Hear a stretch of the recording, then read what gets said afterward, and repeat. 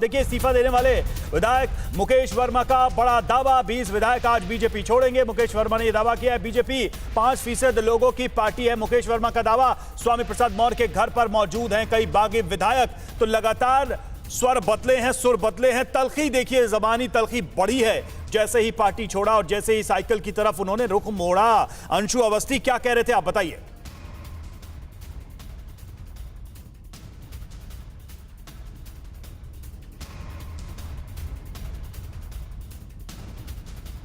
अंशु जी, क्या आपको आवाज मिल रही है मेरी?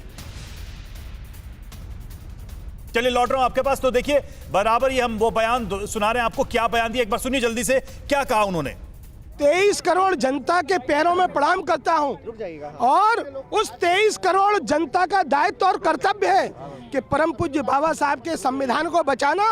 और संविधान हम लोगों के लिए, गरीबों के लिए, दलितों के लिए, शोषितों के लिए, पिछड़ों के लिए। मुकेश जी ये बताइए, बताना चाहता हूं कि लोधी समाज का कितना वोट है। पूरा समाजवादी पार्टी में जाएगा। लोधी समाज के सर्वोपरि नेता बाबूजी कल्याण सिंह जी थे, उनको 2.5 साल में हटा दिया था, है ना। और अभी धर्मपाल सिंह थे, 2.5 साल में उन्हें हटा दिया। अरे भाई, अपना 10% का जो रिजर्वेशन है, गरीबों का जो रिजर्वेशन है, खुद खा गए। मुकेश जी एक चीज बता दिए, ये क्या लड़ाई पिछड़े, ये लड़ाई पिछड़ों की लड़ाई की बात है, ये सरकार की बात नहीं है, ये पिछड़े की लड़ाई की बात है। अच्छा, तो ये पिछड़ा बना मगड़ा हो रही है लड़ाई। परम पूज्य बाबा साहब ने 85% लोगों को जो रिजर्वेशन दिया था, उस रिजर्वेशन की लड़ाई है। उसे ये खत्म करना चाहते हैं और टेक्निकल तरह से खत्म करना चाहते हैं। आपने देखा होगा 10% रिजर्वेशन, 10% रिजर्वेशन। एक सवाल सुन लीजिए मुकेश जी एक सवाल सुन लीजिए। 85% लोगों का हक था, वो 70 साल में नहीं मिला।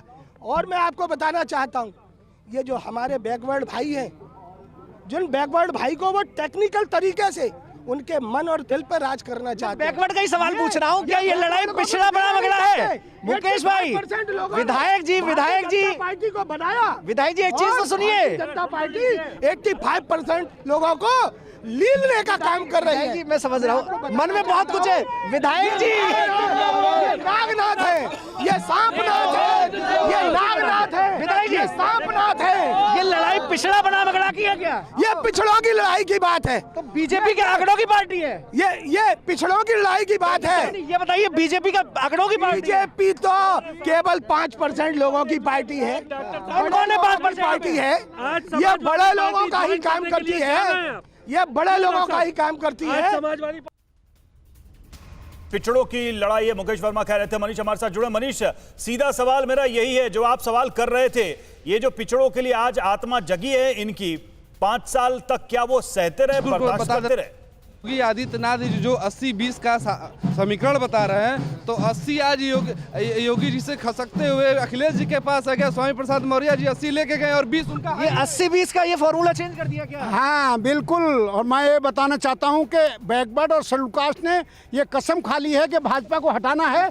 और मैं आपसे, सीसराम जी हैं, पूर्व सांसद हैं, दलित सीसराम सिंह रवि, और मैं अखिल भारतीय चमार महासंघ का राष्ट्रीय अध्यक्ष हूँ। और मैं माननीय संत शिरोमणि गुरु रविदास विश्व महापीठ का जो है अध्यक्ष। 80-20 का बता दिया भैया, 80-20 का चेंज कैसे हो गया? चेंज इसलिए हो गया कि इन्होंने जो है हम लोगों को कागज में तो दिखाते हैं कि हम सब हिंदू हैं, और वैसे हमारे साथ ना कोई एसओ बनाया, ना कोई एसडीएम बनाया, ना कोई तहसीलदार, ना कोई डीएम।